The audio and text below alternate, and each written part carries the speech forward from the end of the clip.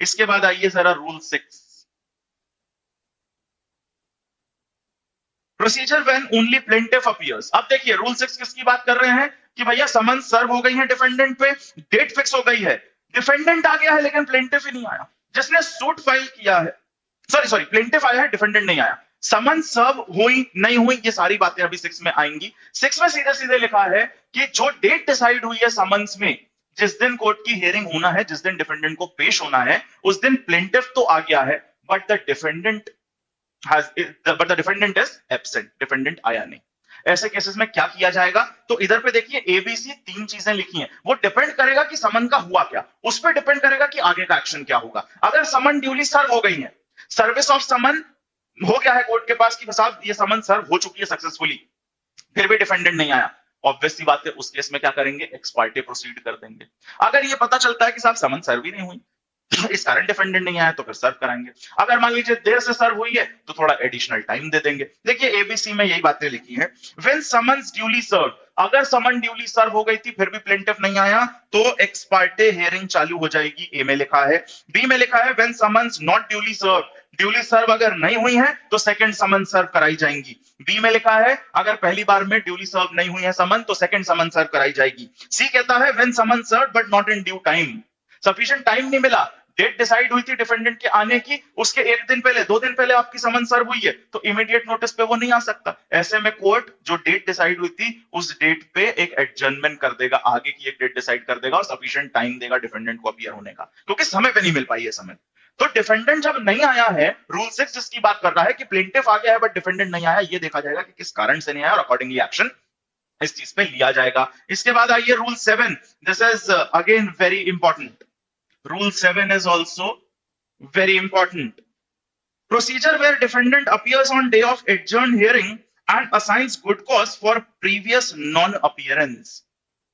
अब मान लीजिए पहले किसी दिन डिफेंडेंट को बुलाया गया था, डेट ऑफ हियरिंग डिसाइड हुई थी, उस दिन उसको आना था लेकिन वो नहीं आया, बाद में आया किसी लेटर डेट पे, और जब वो लेटर डेट पे डिफेंडेंट आता है कोर्ट के सामने, कोर्ट को सेटिस्फाई कर देता है किसी सफिशिएंट कॉज को देके, वो कोई एक सफिशिएंट कारण बता देता है ना आ पाने का, जो जिससे कोर्ट सेटिस्फाई हो जाता है, तो फिर अब वो अपना डिफेंस बता सकता है कोर्ट को और ये माना जाएगा जैसे डिफेंडेंट उसी दिन आया हो जिस दिन उसको आना था, ये माना जाएगा। इंपॉर्टेंट है काफी ज्यादा, जरा पढ़िए इसको। Where the court has adjourned the hearing of the suit ex parte adjourn कर दी है, and the defendant at or before such hearing appears and assigns good cause, बाद में वो अपीयर होता है, सफिशिएंट कॉज देता है for his previous non appearance, he may upon such terms as the court directs as to cost or otherwise be heard in answer to the suit, underline कर लीजिए, answer to the suit as if he had appeared on the day fixed for his appearance।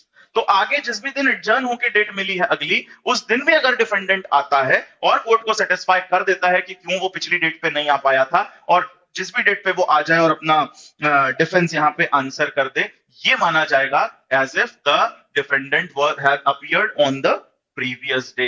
इसके सामने लिख लीजिए setting the clock back, एक term use होता है, एक डॉक्ट्रिन यूज होती है, सेटिंग द क्लॉक बैक। ये सवाल पूछा जाता है प्रीलिम्स में कि ये जो सेटिंग द क्लॉक बैक का प्रिंसिपल है ये कहां रिफ्लेक्ट होता है, ऑर्डर 9 के किस रूल में रिफ्लेक्ट होता है, तो भाई साहब ध्यान रखिएगा ये रिफ्लेक्ट होता है रूल 7 में, सेटिंग द क्लॉक बैक, क्योंकि वो फ्यूचर डेट पे आ रहा है, अपन प्रिज्यूम कर रहे हैं कि जिस दिन डेट डिसाइड हुई थी उसी दिन आया, इसलिए इसको ये कहा जाता है। That is an important question for the prelims. चलिए 8 पे आइए, procedure where defendant only appears. अब भैया समन्स में जो डेट डिसाइड हुई थी अपीयरेंस की, उस दिन डिफेंडेंट तो आ गया, प्लेंटिफ ही गायब है, जिसने सूट फाइल करा वो नहीं आया, सिर्फ डिफेंडेंट आया है, तो ऑब्वियस सी बात है क्या होगा, सूट डिसमिस हो जाएगा। लेकिन ये भी संभावना है कि डिफेंडेंट कुछ क्लेम एडमिट कर ले, जैसे प्लेंटिफ्स ने 6 क्लेम करे हैं डिफेंडेंट के अगेंस्ट, डिफेंडेंट सिर्फ अपीयर हुआ, प्लेंटिफ नहीं हुआ, तो डिफेंडेंट अगर उसमें से 2 क्लेम एडमिट कर लेता है तो उन 2 के कंटेक्स्ट में जजमेंट हो जाएगा और बाकी के कंटेक्स्ट में सूट जो है वो डिसमिस हो जाएगा, क्योंकि प्लेंटिफ खुद ही नहीं आया। बहुत ही ऑब्वियसली चीज है। इसके बाद 9 देखिए, decree against plaintiff by default bars fresh suit, this is very important. अगर मान लीजिए सूट डिसमिस हुआ है रूल 8 के अंदर, रूल 8 क्या है, तो रूल 8 है कि डिफेंडेंट आ गया, प्लेंटिफ नहीं आया, और प्लेंटिफ नहीं आया तो सूट डिसमिस हो जाएगा। 9 उसका इफेक्ट बताता है कि अगर ऑर्डर 8 के अंदर सूट डिसमिस हुआ है because of absent of plaintiff, plaintiff के नॉन अपीयरेंस के कारण अगर सूट डिसमिस हुआ है ऑर्डर 8 में तो सॉरी रूल 8 में, तो रूल 9 कहता है कि फ्रेश सूट अब नहीं ला पाएगा plaintiff. Same cause of action पे वो फ्रेश सूट नहीं ला पाएगा, लेकिन इस डिसमिसल के ऑर्डर को वो सेट असाइड करा सकता है। देखिए, where a suit is wholly और partly dismissed under rule 8, the plaintiff shall be precluded from bringing a fresh suit in respect of the same cause of action. आप fresh suit नहीं ला पाएंगे, लेकिन आगे लिखा है but he may apply for an order to set the dismissal aside. जो dismissal का ऑर्डर हुआ है रूल 8 में, वो डिसमिसल सेट असाइड करा सकता है और उसी को कंटिन्यू करा सकता है, एक फ्रेश नया सूट लेके नहीं आएगा वो on same cause of action. That's rule 9 which is important। इसके बाद सीधे आ जाइए rule 13। Rule 13 is very very important, बहुत ज्यादा इंपॉर्टेंट है, याद रखिएगा। प्री में एक्सप्रेसली पूछ लिया जाता है, setting aside decree x party against defendant. Defendant के अगेंस्ट अगर एक्स पार्टी डिक्री भी आ गई है, क्योंकि हमने पढ़ा अगर समन ड्यूली सर्व हो गई है, अगर समन ड्यूली सर्व हो गई है डिफेंडेंट के ऊपर, फिर भी डिफेंडेंट नहीं आता है, तो कोर्ट क्या करेगा, एक्स पार्टी हियरिंग चालू कर देगा और हो सकता है डिक्री भी पास हो जाए। एक्स पार्टी अगर डिक्री पास हो गई है तो उसको सेट असाइड कराने का अधिकार भी डिफेंडेंट को दिया गया है।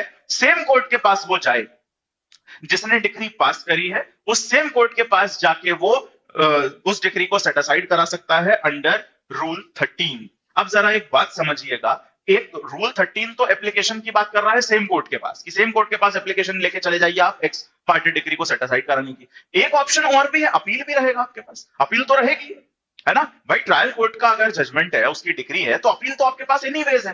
बट ये एक एडिशनल चीज है जो रूल 13 में दिया है कि आप सेम कोर्ट के पास चले जाइए जिसने एक्स पार्टी डिग्री दिया। अगर आपने उसके पास जाके उस कोर्ट को सेटिस्फाई कर दिया अपनी नॉन अपीयरेंस के लिए, कोई सफिशिएंट ग्राउंड दे दिया नॉन अपीयरेंस के लिए, और एक्स पार्टी डिग्री इस ग्राउंड पे सेट असाइड कराई जा सकती है 13 में सेम कोर्ट को एप्लीकेशन देके। अपील का अधिकार तो आपके पास एनीवेज है। थोड़ा सा पढ़ते हैं क्योंकि इसका एक्सप्लेनेशन भी इंपॉर्टेंट है। In any case in which a degree is passed ex party against a defendant, he may apply to the court by which the decree was passed। जिसने डिग्री पास करी उसी के पास अप्लाई कर दे। was passed for an order to set aside and if he satisfies the court that the summons was not duly served। अगर वो court को satisfy कर दे कि साहब समन ही नहीं मिली थी, आते कहां से, हमें तो पता ही नहीं था सूट चल रहा है। or that he was prevented by any sufficient cause from appearing, या फिर कोई और सफिशिएंट कारण था उसके पास नॉन अपीयरेंस का, ना आ पाने का कोई दूसरा सफिशिएंट कारण था। When the suit was called on for hearing, the court shall make an order setting aside the decree as against him upon such term as to cause payment into court or otherwise as it thinks fit, and shall appoint a day for proceeding with the suit। तो set aside कर देंगे x party degree. Cost वॉस्ट लगाना है तो लगाएंगे, अगर लगता है कि भैया ठीक है सफिशिएंट ग्राउंड पे, लेकिन प्लेंटिफ का तो नुकसान हो गया ना, तो कॉस्ट दिलवा देंगे। कॉस्ट का मैंने पहली क्लास में इसलिए मैंने आपको वो चेन बनाई थी, क्योंकि अब हर चीज क्या होता है ना, थोड़ी सी इंटरलिंक्ड होती, इसलिए वो पहली क्लास इंपॉर्टेंट है सीपीसी। कॉस्ट का मैंने आपको बताया था, अगर आप अननेसेसरी डिले करवा रहे हैं, आपकी वजह से सामने वाली पार्टी का नुकसान हो रहा है, तो कॉस्ट दिलवाएंगे, ठीक है। वो x party degree set aside करके प्रोसीड कर लेंगे, लेकिन कॉस्ट वॉस्ट का पेमेंट करवा दिया जाएगा। अब इसका एक्सप्लेनेशन पढ़िए, this is very very important. Explanation कहता है where there has been an appeal against a decree passed ex parte, आपने अपील भी करी है under this rule, and the appeal has been disposed of on any ground other than the ground that the appellant has withdrawn the appeal, no application shall lie under this rule for setting aside the ex parte decree। बहुत important है, थोड़ा ध्यान से समझना। थोड़ा सा framing उसकी ऐसी है कि कई बार मिस इंटरप्रेट कर लिया जाता है एक्सप्लेनेशन। तो एक्सप्लेनेशन बेसिकली ये कह रहा है, अगर आपने अपील भी फाइल करी हुई है, अगर आपने ऑलरेडी अपील फाइल करी इस एक्स पार्टी डिक्री के अगेंस्ट जो ट्रायल कोर्ट ने दी, और वो अपील अगर डिसमिस हो गई है, वो अपील अगर डिसमिस हो गई है, तो अब आप ये वाला रास्ता नहीं अपना सकते। भाई देखिए, ट्रायल कोर्ट ने आपके अगेंस्ट एक्स पार्टी डिक्री दे दी क्योंकि आप आए नहीं। अब आप अपेलेट कोर्ट के पास गए अपील में, और अपेलेट कोर्ट ने आपकी अपील डिसमिस कर दी है। इसका मतलब कोर्ट को सफिशिएंट नहीं लगा हायर कोर्ट को। तो ऑब्वियस सी बात है कि जब हायर कोर्ट ने अपील डिसमिस कर दिया, तो सेम कोर्ट में आप ये एप्लीकेशन लेके जाएंगे क्या दोबारा ना? बस यही बात एक्सप्लेनेशन में लिखी है कि आप 13 का जो पावर है उस कोर्ट में एप्लीकेशन देने का, वो खत्म हो जाता है अगर आप अपील में गए हैं और अपील डिसमिस हो गई है। बस एक ग्राउंड ऐसा है डिसमिसल का जिसके केस में आप 13 की एप्लीकेशन दे सकते हैं, वो है कि वो जो अपील डिसमिस हुई है विड्रॉल से हुई है, कि आपने अपील करी तो थी लेकिन आपने विड्रॉ कर ली। अगर आपने वो अपील विड्रॉ कर ली है तो आप सेक्शन 13 में उस कोर्ट के पास एप्लीकेशन लेके जा सकते हैं डिक्री सेट असाइड कराने के लिए। ये बात कहां से आ रही है, जरा एक बार फिर से लैंग्वेज देखिए। Where there has been an appeal against a decree passed ex parte under this rule and the appeal has been disposed of on any ground other than the ground, इसको अंडरलाइन कर लीजिए, other than the ground that the appellate has withdrawn the application। अगर उसने withdraw कर ली थी वहां से तो फिर वो 13 का पावर एक्सरसाइज कर सकता है। लेकिन अगर वहां किसी और कारण से डिसमिस हुई है, एपेलेट कोर्ट में अगर किसी और कारण से अपील डिसमिस हुई है, तो फिर आप ये 13 वाला बेनिफिट एक्सरसाइज नहीं कर पाएंगे। That's what the explanation says and I hope that is clear.